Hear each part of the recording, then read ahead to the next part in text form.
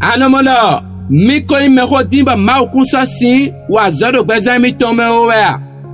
Abraham won kwe kanweko, wa edo, lobo divi, bokwa kalo, mau na pon, kwe ado ocho lobo na donuwea. Nu mau si na Isaki, Abraham no, wenwe edo kwe kanweko,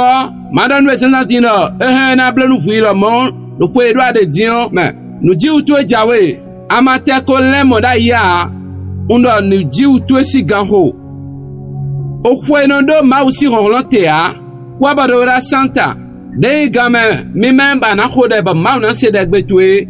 ebe vendredi 4 juillet 2025, kwe kanweko, ba mau le kodo nu ji wala kwe tosi kwe zamewe. Mina ando Genèse 21 verset 5, ewi unando, kwe kanweko, dowe Abrahamu de wenue, Saladi Isakie, meka kodanwe, do wenu ko idowe, gameo didi, la ko imeko di, akusa sikpende bu ulobo wao, mandanwe senzantino, meno adigbanowe eyi, lonu mausinle, blonu Abrahamu, wenwe do kwe kanweko,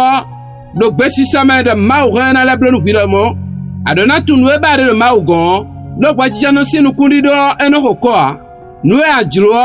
ndo na wachiche me do gbezanto me do inko Jésus Christ toma. Amen. Abraham ko veredo, o dokwe mi do le, Eleazar na du butonsi, kabi vie, mi wajigbon, agaji, benayada Ismael we, ewe na du butonsi, amon egbe dion, wonu eba divio, eresu, watun, vogbon ero, Isaac ko viene le pome o, e komo nukunja me gandia, do vogbon vivere do fine, nwigulade do fine, akpagbe de si chicheme do fine, nous avons yara dona egbe erene nu vonu po nu yaya nu ene mado ale nu debu amawa erene nu yaya besi egbe nkoda da kwani bi ale nu eme anano ha mawu bo nu abio enano nawe do game do Jésus Christ sin comme ami mananu do aniflindo azan afaton lo mausi nu kuma echi azan lo pogero yani mablewe o fue gbatana do anu khikawa no wa na litamendo wa indo tona alo parete ba kade do maugon jo gwire do nu mau ni fonwe ebero gbezanto me ndo kande jira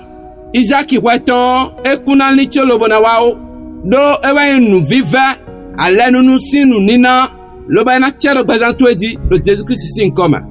ami fi de buda de unhunu tolobo do alenu nu si viwe inu mau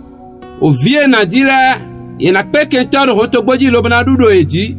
no na to enete Abrahamu ekuhun hun wire so kuhun azan mau bero gbazanto me ena fo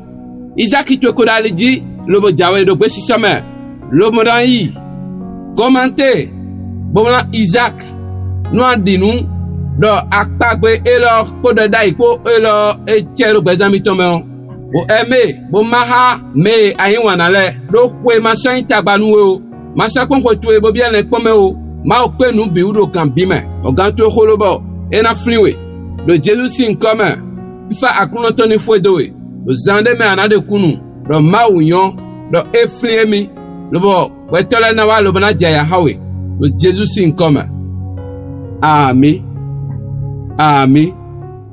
ami